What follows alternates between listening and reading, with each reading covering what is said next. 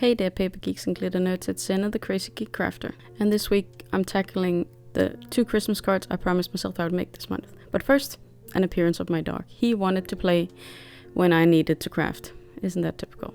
But I got him to go away. He's lying at the side of the table, being annoyed with me. But here are the stamps I'm going to use today. They're from Stamping Bella. I am seriously intimidated by these stamps because the lines are so thin. I am not the greatest colorist, but I really challenged myself by buying these first of all, and then now I'm gonna color them in. It's scary. So I'm gonna cut out some Nina and make some drawings of the circle die cuts you just saw, because I want them to be framed with the paper instead of trying to fussy cut them out. And then I can stamp the bellas and color them. And this video is mostly coloring, so you're gonna have to listen to a lot of music because, like I keep saying, I am not an expert. I'm just trying out everything I saw on YouTube.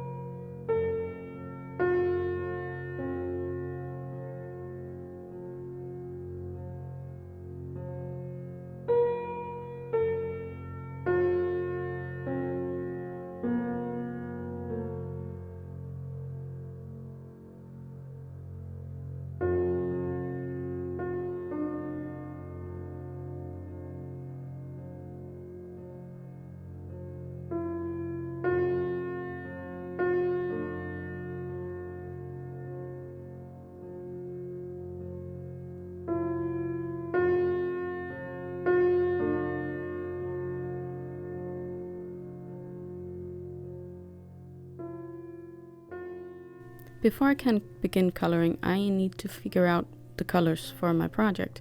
So I have found all my Christmas paper, and I am deciding on a color scheme for each of these girls. Since I'm making 2 cards, I can use one on each card.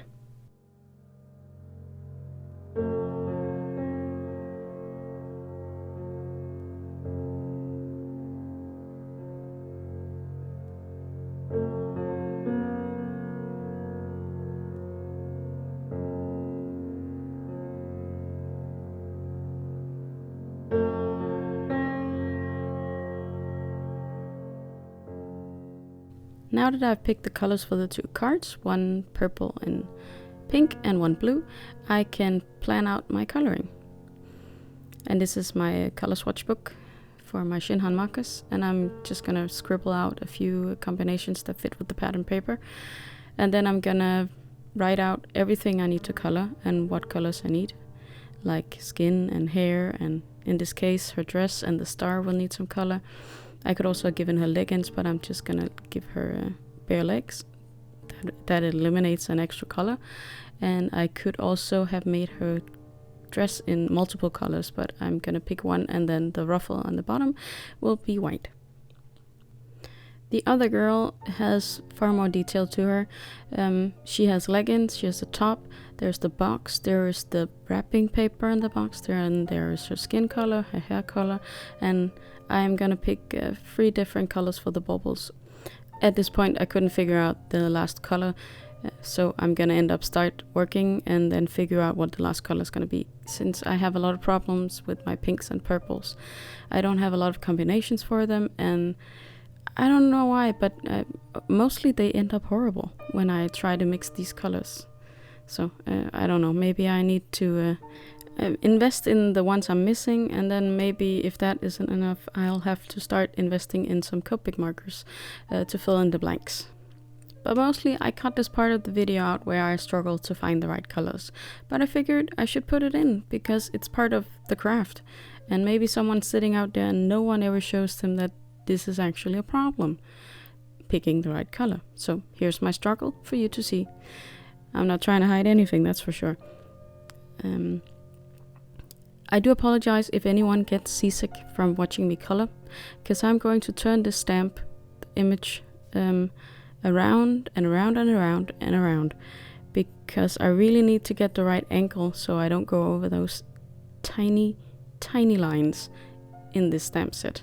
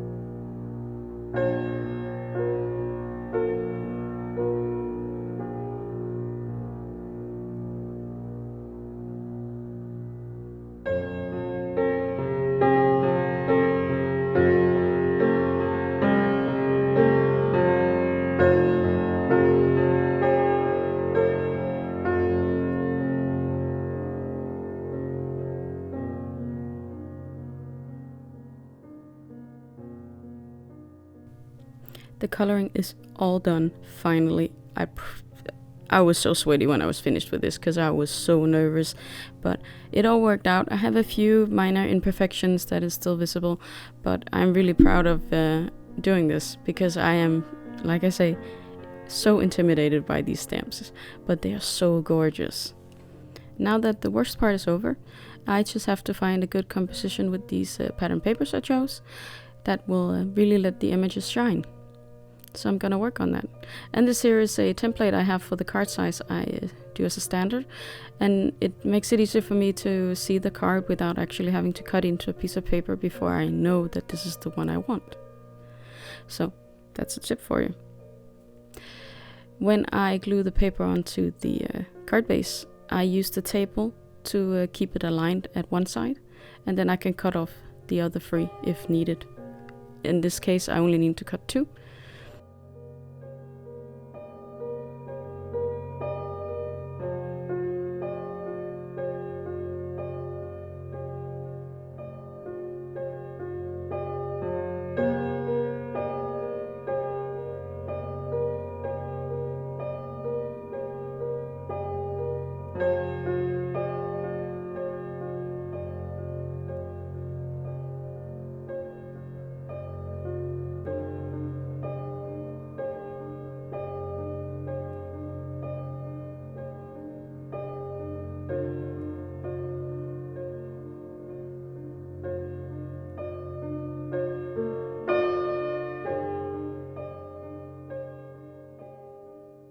I'm not gonna go too crazy with the embellishments on this card, or the other one for that matter, since I'm probably gonna be mailing these come Christmas.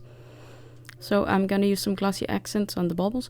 I do one bauble at a time if they are clustered, so that one dries and then I put on the next one so they don't become one piece. You can actually feel the different bumps when you touch the card, and I like that a lot.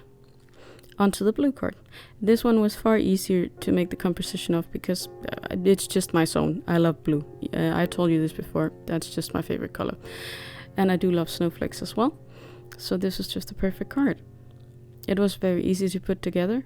I would have loved to have had more of the Echo Park paper, the dark blue one, the tiny scrap there, but this is what I had left, so this is what I have to use. I'm using my ruler to get it straight so I can hide the fact that I don't have an entire strip, and it works out mostly. I see now that I actually put this element on a tiny bit crooked.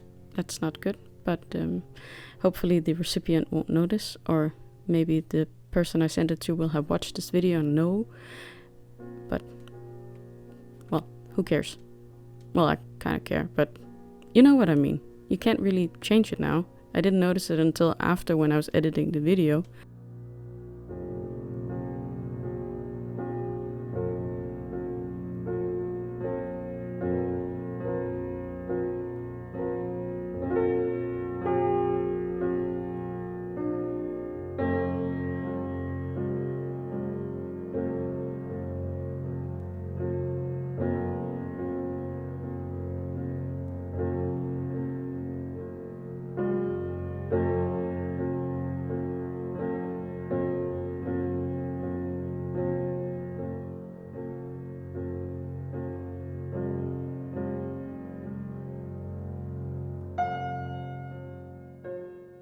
When I colored in the image, I left the little toppers on the bubbles empty.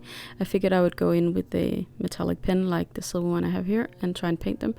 It was very tiny, very fiddly, and I was so afraid of messing everything up, but it didn't happen. I managed to make these 2 cards and they don't look half bad. They're really, really pretty. I'm so impressed with myself, and I'm going to try and tackle more Stampin' Bella products, that's for sure. Well, until next week, I hope you'll be having a good day, evening, or night.